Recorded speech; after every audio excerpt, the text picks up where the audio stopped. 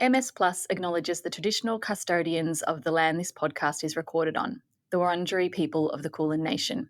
We pay our respects to their elders past and present. This is the MS Boost, the stuff you need to know from the people who know it. Hi, and welcome to the MS Boost.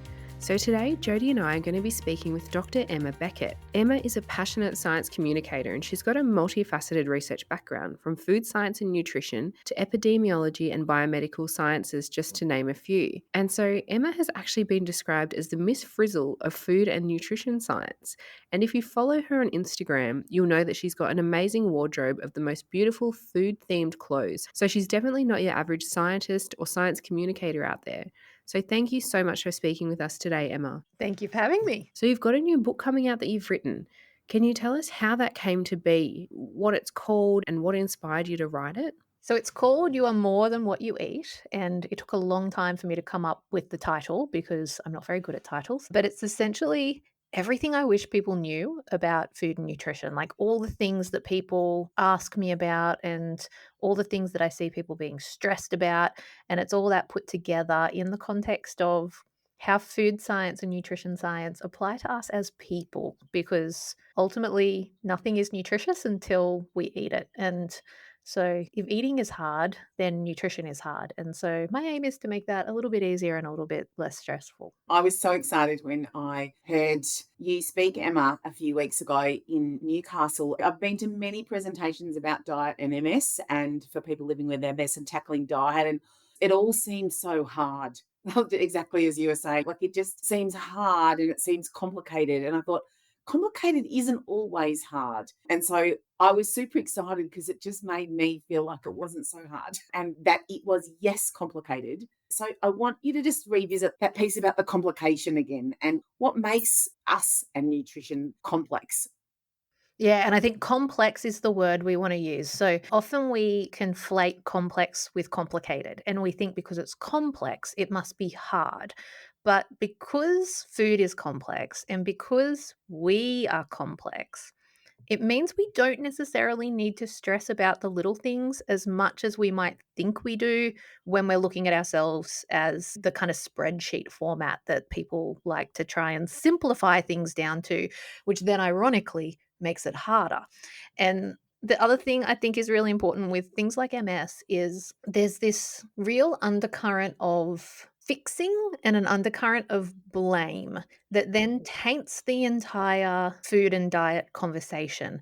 And it makes people think that if they control their diet, they might be able to control their MS. And it makes people think if they'd done something differently, they might not be in this situation right now. And no one did this to themselves. It's so complex in the determinants. And if we knew the one thing to tell people to do to stop getting MS or correct it, we would be doing that already and no one would have MS anymore. And so it's definitely not that simple.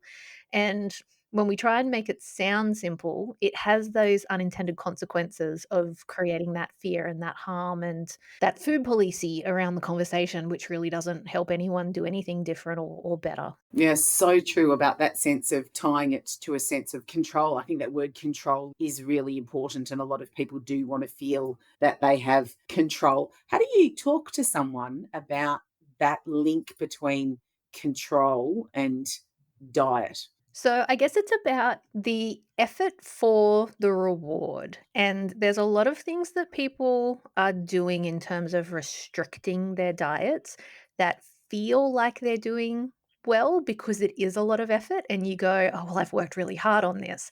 Whereas, you're going to get more the kind of like 80-20 rule. The 80% of the benefit comes from the first 20% of the effort. So the rest of the stuff you maybe don't need to worry about quite so much. And so I always say to people, and I think I said this in the book, that if we spend all our time worrying about acting healthy and feeling like we've done healthy, we don't actually have very much time left in our lives to actually do the things we need to do to be healthy. And so we want to think about like what things are distractions that we can ditch those stresses, even if they do have the benefit of making us feel in control, and what things can we actually focus our time on doing. And sometimes that is the simple things. It doesn't mean it's easy, but it means we might want to just refocus and pare back our efforts. And it's so interesting because we're talking about nutrition, food, and diet, and weight is often mentioned in the context of those things.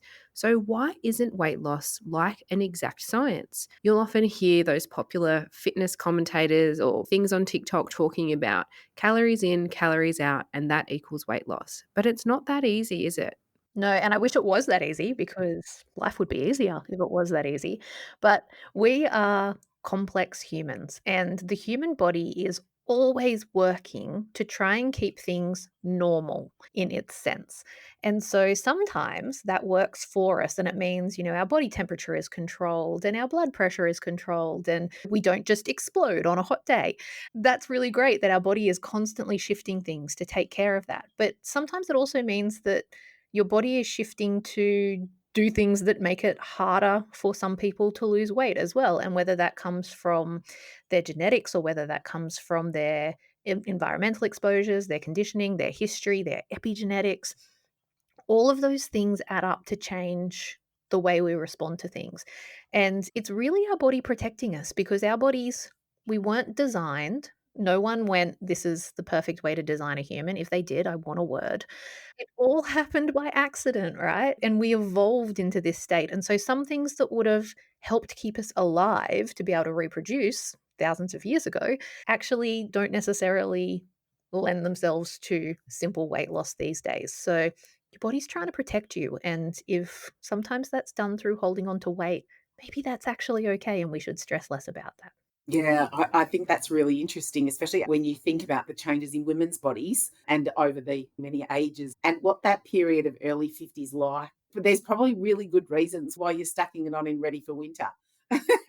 Yeah, I say I'm highly evolved. That's why I hold on to the fat because I would have survived. So I think also that sort of sense of those messages about weight loss, about nutrition, about eating, and about control for people living with a chronic condition seem to become this huge burden. And it's linked with something that you may have done in your previous life that you didn't eat properly, but it's also linked with if you're not a beacon of health and you're not eating right and something happens with your MS, it's the fault of that.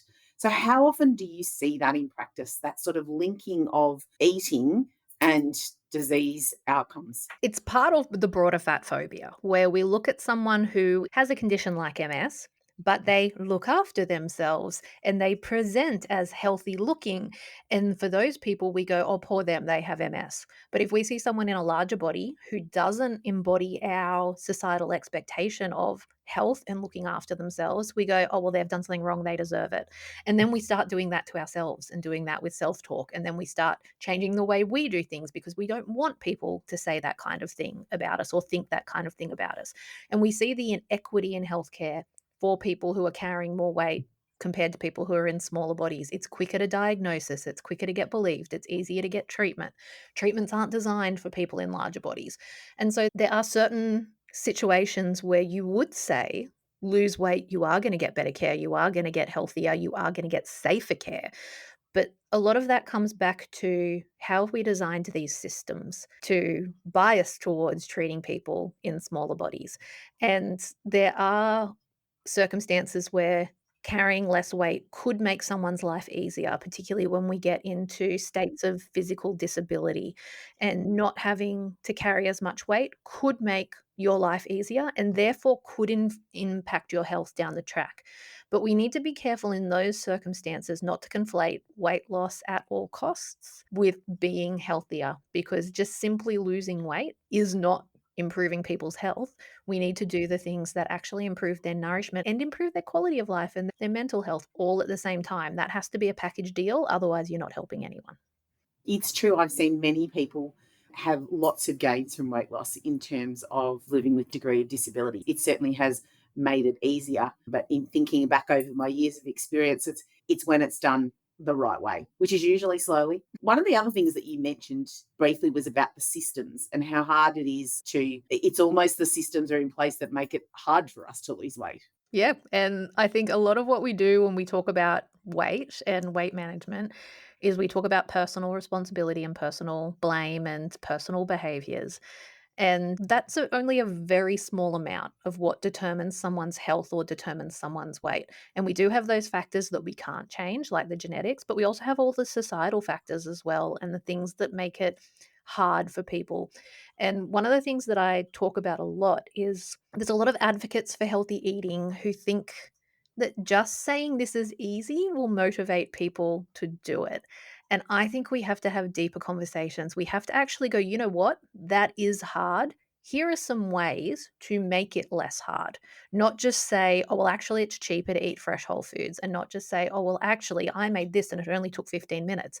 That's not helping anyone. We need to acknowledge those determinants because we don't all have the same situations. We don't all have the same 24 hours in each day. We don't all have the same tools and physical capacities and training and time and patience and all of those things just mean there's no level playing field when it comes to choosing, preparing, and eating foods. It's not simple. And it's interesting because those conversations, it's easy if you're a certain type of person. If you have all the resources, the ability, the capacity, it's almost a very exclusionary conversation because, like people with MS, they might be dealing with fatigue and not having the energy to do X, Y, and Z to create the so called perfect meal for weight loss. What's your take on that? So, yeah, it's got to be about not being perfect, like getting rid of this idea of perfect. And that's one of the things I hate about healthy eating communication is we often go, here's perfect, now you do it. And we don't go, oh, well, you're here and what's your 10%? Or on a day where you've only got 10% to give, what is your choice? And talking to people about the imperfect choices, I think is just as important because if we keep going, perfect, just do it, then the people who perfect feels impossible to, they just go, okay, well, I'm not going to do that. So I might as well just do whatever. And there's so many more conversations that can be had about here's how you do your one thing on the day where you don't have the energy, or here's how you pre-prepare so that on the days where you do have the energy, it's easier for you to just grab something and go. And talking about those smaller options and the ways we can chip away at it, I think could be more beneficial than going, just try harder, everybody, because not everyone can. That's sort of given us some insight into how to sort of tackle this. Coming to you saying, and it's so vulnerable if you've got weight on you and you're seeking help. How do you help people navigate that? How would you set them on a journey to being in a place of wellness and adding the nutrition part to it? So you should be clear to whoever you're working with in this situation. And if you have MS, then you should be able to get access to a dietitian as part of your care team. And so you need to be asking for that to start with. And when you're working with these people, you need to tell them what you want for your life. And so there's a tendency to prescribe diets and tell people what they should be eating and what they could be eating. But it needs to be a two-way street where the person, because that's who it's about, needs to be able to include the foods that they love. And a lot of people are afraid of talking to a dietitian because they're afraid of what they're going to be told. They're afraid they're going to get the finger wagged at them and be told you can't have this favorite thing you love anymore. You're going to have to cut out your Diet Coke. And that's what people are afraid of. And knowing that most dietitians are not going to talk to you like that, I think is really important for people to know. But also, if a dietitian does talk to you like that, you ask for another dietitian because there are so many out there and you can find one who can work with you in the way that you want to. And I also think there's a fine line between when we talk about fat phobia and body positivity. There's a fine line in that some people then hear, well, you're not allowed to want to lose weight because then you're not being body positive. And that's not true either. So people can make those choices, they can make those decisions, and they can do it for their betterment. But it has to always be about them, or it should be about them and what they want and need, not about what the dietitian wants and needs, not about what society wants and needs. This is a you journey, a you moment. And perhaps reducing that shame around being perfect with diet. It is just such a strong link, isn't it? That expectation that the perfect diet will be the answer to people. And like you said, not denying that actually many people who choose to go down a pathway of getting dietitians and seeking better alternatives do really feel the benefit. Absolutely. Yep, and not overcomplicating it either. So, starting with the basics, as we've talked about, Jody, the Australian Guide to Healthy Eating, that plate-based format that has the, big chunk of grains and the big chunk of vegetables and then smaller wedges of fruit and dairy and meats and meat alternatives. That is a simple format that works for everyone, including for people with MS. And so we don't need to be chasing special as well as perfect. We can chase imperfect and we can chase those standard recommendations as a target. It doesn't need to be something specific to you. For some people, it will be, that will be part of their journey, but you can do standard and you can do stress free. You don't need to do something special just because you have MS. It's so important. And that most of us don't do the standard. So even just getting to the standard is so important. I loved the way that when you talked about the Australian food guidelines, for me, it was really life changing to say it doesn't have to be all raw food. Because I was sort of like, oh, all these vegetables, I'm going to just sit there and eat all these raw vegetables. And I remember you talking about the fact that, just get the vegetables in. It's okay. And that really changed how I approached eating vegetables to suit the guidelines. Because in my mind, the guidelines were associated with veggies all eaten raw. Steamed veggies and salads because that's what they are in the pictures, right? Like in that Yeah, yeah, yeah. yeah. But no one wants to eat that. If you do, cool, all power to you. But most people need a flavor modifier, need a taste modifier to make a vegetable taste good, and if that means cooking them with salt or sauce or cheese or anything else to make them taste good, that's totally fine. It's still a vegetable. It was certainly, yes, I have fallen in love with the Australian food guidelines and just how far away we were from them. But when that, how I just thought, well, soup is still a good way of getting my vegetables. It's not killing all the nutritional benefits of the cauliflower that I'm eating. And we are so consumed with those kinds of cancel out ideas. We think if we add salt, we'll cancel out the nutrition. If we cook it, we'll cancel out the nutrition. People are worried about the anti nutrients that are in oats. And like oats are still a nutritious food, whether or not they have anti nutrients in them. And the complexity of food and the complexity of us means all of that stuff is just going to come out in the wash. And yeah, we're stressing so much as a population about the minutia and missing the big picture. And yeah, big picture is probably a lot more powerful. And it sounds like it really is, you don't have to do 100 things. It can be the small things that make small changes and gradually builds up. Yeah, so baby steps. It's all about the baby steps. And I'm the kind of like absolute earnest nerd who celebrates like every little tiny victory because I'm not waiting to get to the finish line because you might die before that, before you achieve perfect. And so every little thing. And when you do those baby steps, the next one gets easier to add. So if you're adding in one vegetable, then adding the second vegetable is easier and the third vegetable is easier. And each time you eat a vegetable with some salt on it to make it taste better, your taste buds are learning that vegetables aren't poison. And it's easier then to add the next one maybe without as much salt. And because we are so biologically complex, you've got to be patient with your body when it's adapting because there's so much stuff like if you just jumped straight to eating 5 serves of vegetables a day, you would be so gassy. And that would be really unpleasant. And you would go, oh, I don't think these vegetables agree with me. But if you build that up slowly over time, your microbes adapt along with you and you have a much more pleasant journey. So it would be much easier if we did that with everything. But we're all so obsessed with perfect and shortcuts. We're all obsessed with shortcuts and we're all obsessed with fixing things. And not everything we do when we choose a healthy, balanced diet is an immediate payoff, and not everything is an immediate detriment when we're not doing it. And so, going back to the weight loss conversation, if we try and cut weight very fast because we want that quick reward, we could be missing out on things like calcium that are maintaining our bones for our old age. And we don't want to be putting osteoporosis on top of MS because that wouldn't be very useful for anyone and shouldn't be the price people have to pay to be skinny and accepted. Absolutely. And, your book, it's so perfectly titled. You are more than what you eat. Science, nutrition, and a perfectly imperfect approach to eating. Even just that, it sounds so much more approachable and people can integrate that so much more easily than this is what you absolutely have to do to achieve perfection. So I think that's just some great tips and information for people. Thank you. And that's what it's meant to be. It's meant to be about empowerment because what works for me won't work for you, and what works for Jody won't work for all the other listeners. And we need to make our own choices in the context of our own life. And I don't think we're having enough conversations about that because there is that comparison and there is this idea of right and wrong and this idea of we did better, we'd be better. And enough of that. Let's be us, not even the best versions of us. You don't owe the best version of you to anyone. So just do what works for you when it works for you. And that's your reality, and that's fine.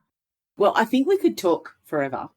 Well, I certainly could. So thank you, Emma, for those tips and for, I guess, the reassurance to people that you don't have to be perfect, but it's still important to get help. It's still important. This is still an important thing. How you nourish your body is still really important, but it doesn't have to be perfect. And it isn't all about control. And in many ways, I think it's all about freedom to enjoy it and to enjoy the journey. So thank you for talking to us. Thank you. And that's a beautiful summary. It's about freedom. Yeah. Look after your body because it's where you live, but be nice to it because it's where you live.